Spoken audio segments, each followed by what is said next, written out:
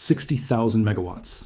That's roughly what Iran's national power grid needs to produce during peak summer demand, just to keep the lights on and the air conditioners running across the country. Now hold that number in your head, because I'm about to give you the number that just got knocked off that total. And I think once you hear both side by side, you'll understand why this story is genuinely significant, even though the loudest version of it circulating online right now isn't quite accurate. The CEO of Tavanir, that's Iran's state-run power generation and transmission company, announced this week that the country's electricity grid capacity dropped by 4,200 megawatts, with damage reported across more than 2,000 separate points in the power infrastructure following recent attacks. He put the financial cost at over 60 trillion tomans, which works out to roughly $1 billion at current free market exchange rates. Now, 4,200 megawatts sounds like a massive number in isolation, and it is a serious hit, but compared against a grid that normally needs 60 to 70,000 megawatts at peak summer demand, that's a meaningful wound, not a total collapse of the entire system. So right out of the gate, I want to set the accurate scale here, because the difference between a serious partial degradation and a full national blackout is the difference between a real, damaging story and an exaggerated one, and I'd rather give you the real one. Here's the part that makes this genuinely complicated to report on cleanly, though, and it's something most coverage of this glosses right past. Iran's blackout problem didn't start with any strikes at all. The country has been dealing with chronic, systemic power shortages for years, driven by underinvestment in aging infrastructure and, critically, severe seasonal natural gas shortages that hit hardest exactly during peak summer months, which is, not coincidentally, right now. So when Iranian citizens report hours-long power outages during the current heat wave, some meaningful portion of that is the same structural crisis Iran deals with basically every summer, layered directly on top of actual war damage. And untangling exactly how much of any single outage is strikes versus how much is the underlying grid crisis that predates this war entirely is genuinely difficult, even for people inside Iran to do in real time. Let's build the actual timeline here, though, because the pattern of how the US has approached power infrastructure as a target has shifted noticeably over the course of this war. And that shift tells you a lot about where things stand today. Rewind all the way to February 28th, the very start of this conflict, when the US and Israel launched their opening wave of strikes. Within hours, a global internet monitoring group called NetBlocks confirmed Iran's connectivity had gone completely dark, what their CEO described as flatlining. Now, I want to be precise about what kind of blackout that actually was, because it's a different category entirely from what we're talking about with the grid today. That February blackout was primarily a communications blackout, and according to the NetBlocks CEO, it was very likely Iran's own regime deliberately cutting connectivity, not something the US did directly, as a defensive move to prevent metadata and user-generated content from leaking the locations of senior officials during active strikes on a compound in Tehran that killed multiple senior regime figures. He explicitly compared it to the same pattern Iran used during last year's 12-day war with Israel. So that early blackout, dramatic as it sounded in headlines at the time, was mostly Iran going dark on purpose, not the US knocking out their electricity supply. The actual threats against Iran's physical power grid came later, and have followed a specific, repeating pattern that's worth understanding because it directly predicts what might happen next. Back in late March, Trump threatened to attack Iran's power grid if the Strait of Hormuz wasn't reopened within 48 hours, posting that he'd strike energy plants, and I'm quoting his exact capitalization here, starting with the biggest one first. Then, just days later, he pulled back. He posted on Truth Social that he was pausing the period of, quote, energy plant destruction for 10 additional days, citing progress in negotiations, writing that talks were, quote, going very well, despite what he called erroneous statements to the contrary by what he termed the fake news media. That wasn't even the first time he'd made this exact threat and then pulled it back either. The reporting explicitly notes it was the latest in a string of postponements, going back to when he first threatened Iran's energy system. So here's the pattern. Stated plainly, threaten the grid, set a deadline, then postpone the deadline as talks continue. Repeat. That pattern held for months, until this week, when it appears to have actually started breaking. On Tuesday, July 14th, in a television interview, Trump escalated this specific threat, again saying, the United States will attack power plants and bridges, specifically saying, next week, which, as I'm recording this, is now imminent. But this time, something's different from all those previous cycles of threaten and postpone, because actual strikes on infrastructure with direct power implications have already started landing, not just been threatened.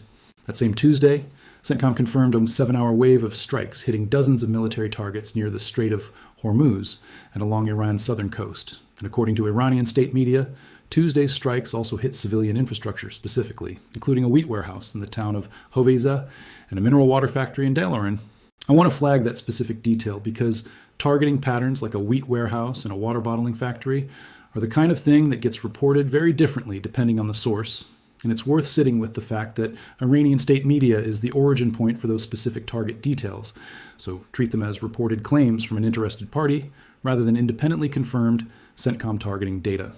Then it escalated again. By Thursday, July 16th, which is today as I'm putting this together, the US launched its 6th consecutive night of strikes on Iran. And this time, the reporting is specific, and it directly ties into our topic.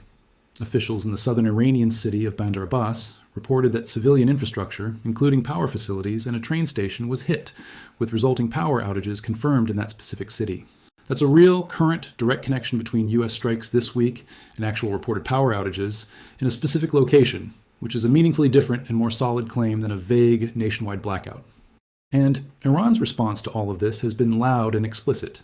Just today, Iran said it would destroy, quote, all regional infrastructure if Trump follows through on his threats to attack Iranian power plants and bridges. That's a direct, on-the-record threat from Iran, not a rumor, made specifically in response to Trump's power grid threats this week.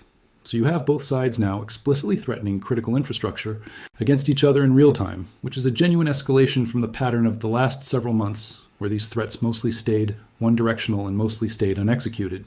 Let's talk about why targeting a power grid specifically is treated so differently from targeting a missile site or a naval base, because I think this distinction is exactly why this particular threat of the war keeps generating so much attention every time it resurfaces.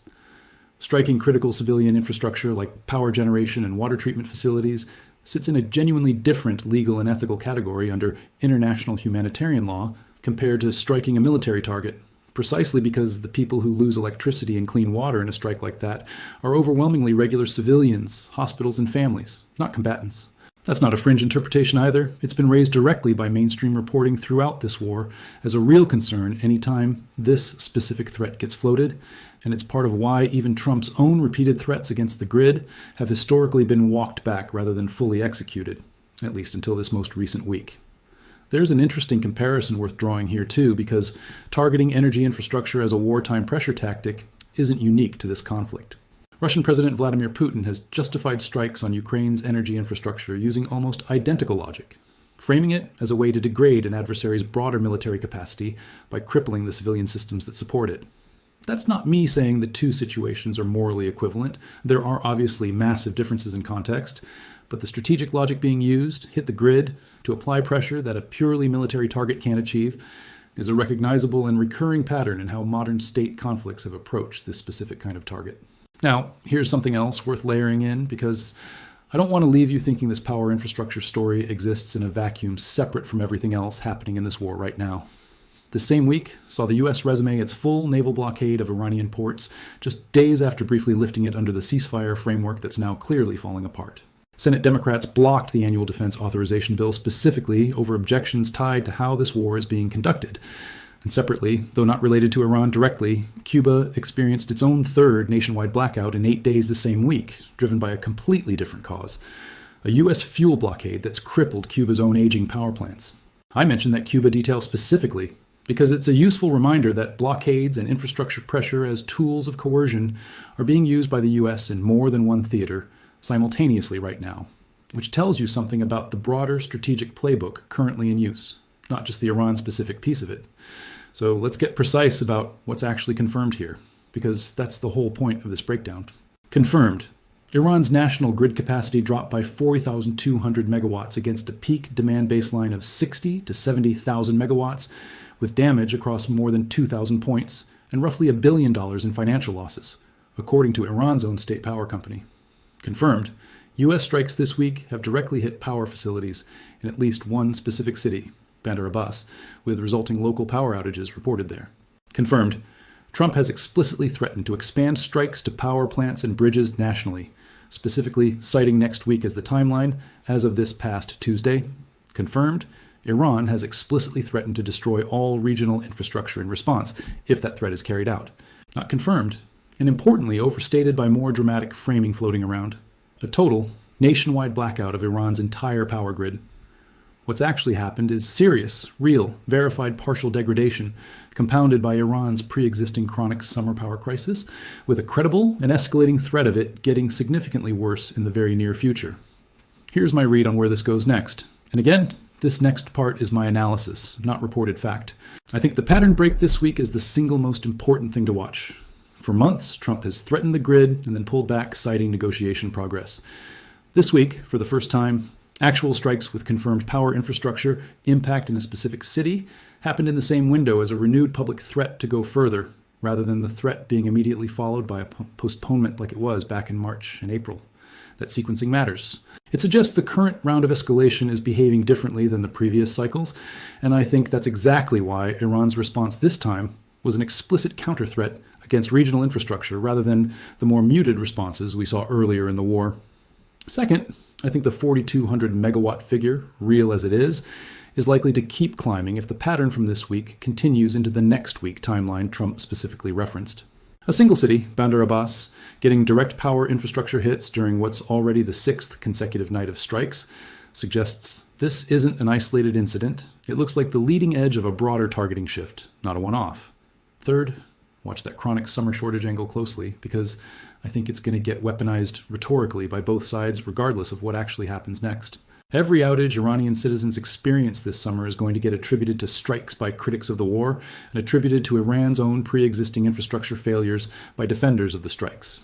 And the truth, based on everything confirmed so far, is genuinely a mix of both, which is exactly the kind of nuance that gets lost the fastest in a fast-moving news cycle like this one.